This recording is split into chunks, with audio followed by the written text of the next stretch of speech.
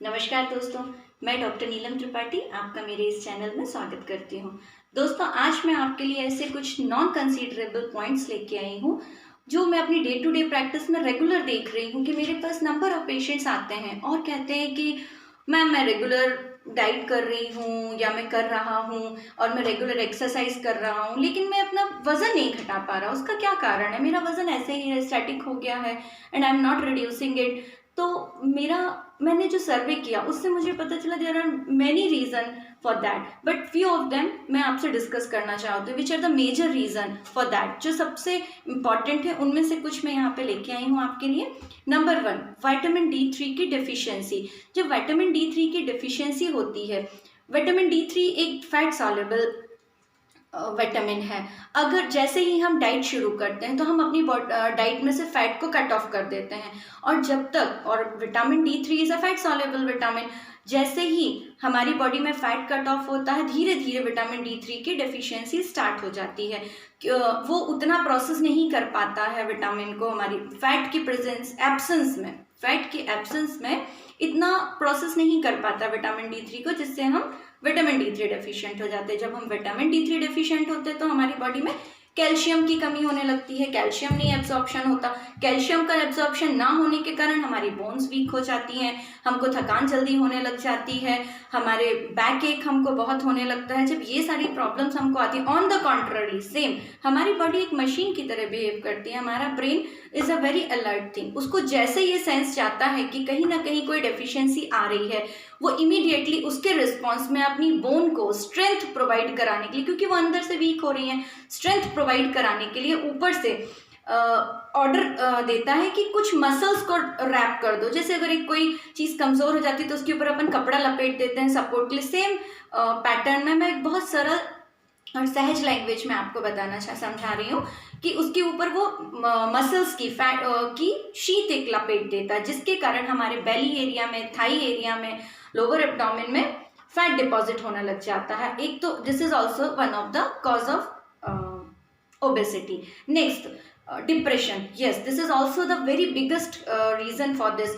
First is this कि when we got stressed, हम जब स्ट्रेस्ड होते हैं तो हमारी बॉडी में एक स्ट्रेस हार्मोन रिलीज होता है विच इज कॉर्टिसोल। कॉर्टिसोल का नेचर होता है deposition of fat in belly area, और जब वो बेली एरिया में फैट को डिपॉजिट करता है तो definitely we look very obese, और हम पियर शेप में ओबेस होते हैं। हम पियर शेप में ओबेसिटी हमारी बढ़ जाती है।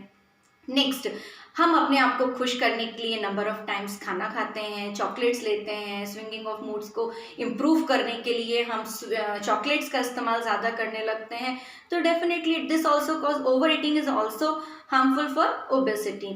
थर्ड, मैं आपको बताना चाहूँगी लेस स्लीप। यस, आज आपको मैं इसके बारे में बहुत ज़्यादा डिटेल तो नहीं, लेकिन मैं एक बहुत शॉर्ट उसमें आपको समझाऊंगी कि ऑब्स्ट्रक्टिव स्लीप एपनिया ये एक इस तरह की बीमारी है जो हमको बहुत अच्छी नींद नहीं आने देती। अगर हमको बहुत अच्छी नींद नहीं आती है, वो भी हमारे लिए बहुत हार्मफुल है। हम जब बहुत देर तक नहीं सोते हैं तो हमारी बॉडी में लाइसिन डिक्रीज होने लगता है। Lysine is a hormone which regulates the apatite, जो हमारी भूख को नियंत्रित करता है। और जब लाइसिन डिक्रीज होने लगता है तो हमारी एपेटाइट मीन्स भूख हमारी बढ़ने लग जाती है, और जब हमारी भूख बढ़ती है तो हम खाना ज़्यादा खाते हैं, ओवर ईटिंग स्टार्ट हो जाती है, and same with this we gain the weight soon and we are not reducing our weight. और ये आपको अच्छे से पता है कि मेटाबॉलिज्म भी हमारा कहीं ना कहीं अच्छी तरह से ना सोने से ऑब्स्ट्रक्ट होता है। हर एक नॉर्मल व्यक्ति को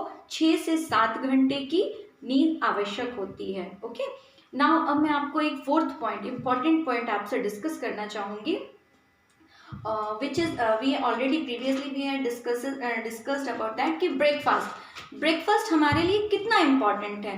दोस्तों, ये हमारे दिन का पहला खाना होता है। It is very important. पहली चीज़ तो ये हमें बहुत हेल्दी रखता है। नेक्स्ट थिंग, ये हमको एनर्जी देता है। मैं इसका एक छोटा सा आपको समझाऊंगी कि देखिए, हम लगभग खाना सोने के 2 से 3 घंटे पहले खा लेते हैं, उसके बाद हम सोते हैं 6 से 7 घंटे सोए, उसके बाद उठने के बाद हम 2 घंटे तक, लगभग 2 घंटे के बाद ही कुछ खाते हैं, तो लगभग हमारी 10 to 12 आवर्स की फास्टिंग हो जाती है।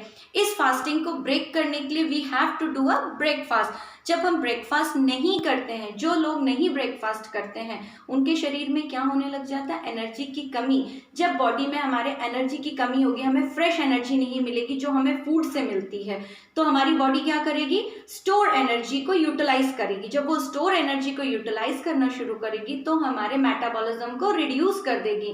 मेटाबॉलिज्म रिड्यूस होने का मतलब कम कैलोरी का कम कंजप्शन, कम कैलोरी को गलाना, कम बर्न करना। अगर कैलोरी कम बर्न होंगी, डेफिनेटली कैलोरी कम बर्न होंगी तो वी गॉट ओबेस, हमारे मोटापा इस हिसाब से बढ़ना शुरू हो जाएगा। और ये तो आपने दोस्तों सुना ही होगा कि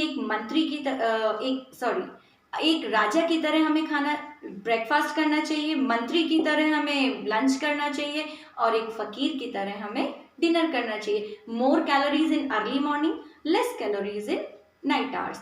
तो सिंपली अगर आप इस तरह का अपना शेड्यूल फॉलो करते तो definitely you are going to reduce your weight soon. And one more topic is here, modern gadgets, but we will discuss over that in later videos. Okay? नमस्कार दोस्तों, अगर आपको मेरी ये इन्फॉर्मेशन पसंद आ रही हो तो प्लीज़ ज़्यादा से ज़्यादा लोग इसे सब्सक्राइब करें, लाइक करें एंड शेयर करें। नमस्कार।